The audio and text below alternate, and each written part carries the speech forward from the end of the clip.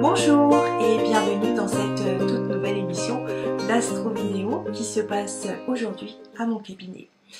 Nous sommes le 15 octobre 2015 et voici les aspects marquants de cette journée.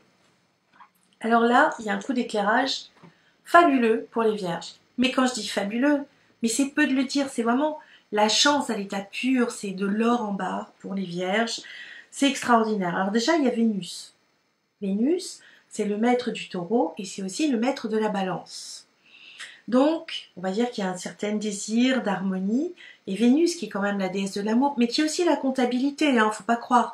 Elle n'est pas forcément légère, Vénus. Elle peut être très très profonde, en tout cas très humaniste, très diplomate, la petite Vénus. Et bien, elle fait un trigone, donc 4 signes d'écart, 4 fois 30 degrés, 120 degrés, c'est ce qu'on appelle un trigone. C'est un très très bel aspect astrologique, avec Pluton dans le signe du Capricorne. Et ça, c'est magnifique. Parce que juste à côté, on a la part de fortune qui est le sentiment de joie à côté de Pluton. Et donc, c'est la fête, c'est la passion, c'est la joie. Alors, qu'est-ce que ça va faire pour les vierges? Eh bien, ça touche leur maison solaire 5, la maison des amours. Alors, les vierges peuvent avoir des bonnes surprises. Je ne sais pas si vous avez vu ma petite rubrique « Mieux comprendre l'astrologie » où j'explique un horoscope, est-ce que c'est de l'astrologie? Et là, il y a vraiment une explication sur les ascendants et les signes solaires. Je vous invite vraiment à le voir, c'est sur le guide de la voyance.com et puis sur mon site angélique.fr.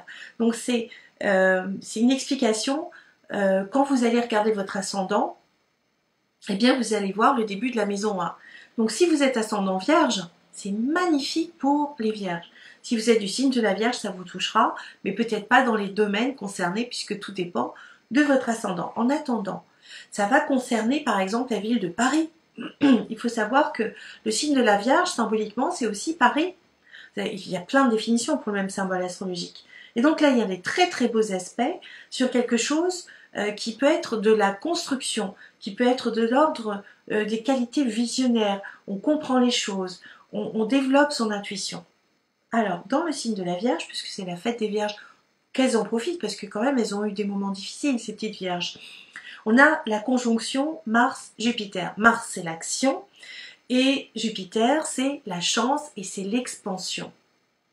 Alors, il y a un point très important, et je pense que là, ça peut jouer sur les élections, par exemple. Jupiter, c'est le symbole du pouvoir, de la direction. Et Mars, c'est comme une mèche que l'on allume.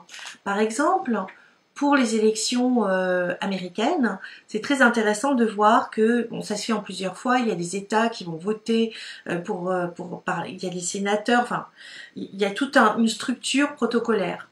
Et très souvent, on sait quand les gens vont être élus, parce que Mars est comme une mèche que l'on allume à ce moment-là. Or là, Mars est une mèche qui s'allume à côté du pouvoir, en bon aspect avec Pluton en Capricorne. Alors ça peut être intéressant d'aller voir dans les thèmes des hommes politiques. Alors, mesdames et messieurs les astrologues, allez-y, lâchez-vous, parce que là, on va découvrir des choses extrêmement intéressantes pour la suite, puisqu'on allume une mèche en ce moment. Donc la conjonction Mars-Jupiter, c'est aussi l'écriture.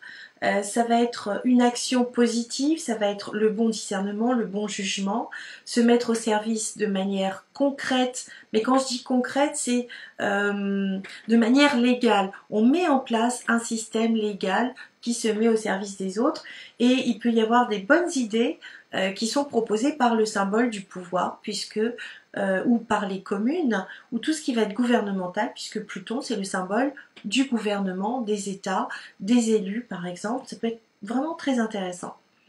Alors mettez toute votre énergie là-dedans parce que ça peut être positif.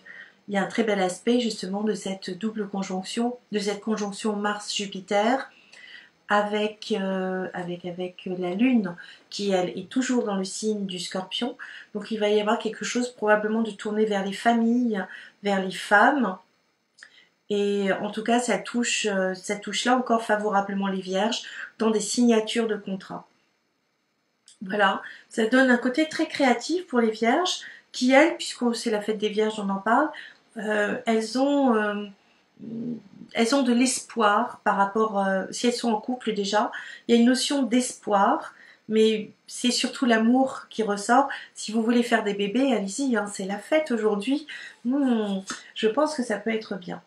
Alors, on va parler aussi d'Uranus. Uranus qui, lui, va être opposé au soleil et à la lune noire vraie dans le signe de la balance. Uranus, c'est quand même les changements soudains, c'est une certaine instabilité. Donc, il va y avoir probablement un choix à faire. Que va-t-il être? Il va falloir dépasser ses peurs liées à la lune noire qui nous fait remonter les choses les plus sombres de nous-mêmes. Et comment est-ce qu'on va s'organiser? Ça peut toucher les couples des béliers, par exemple. Qui sait? En tout cas, il y a plein de choses à voir. On en parlera encore demain et encore les autres jours sur les autres prochaines astro vidéos que je ne manquerai pas de vous donner. En attendant, je vous souhaite une très très belle journée à vous tous parce que vous êtes des petits anges.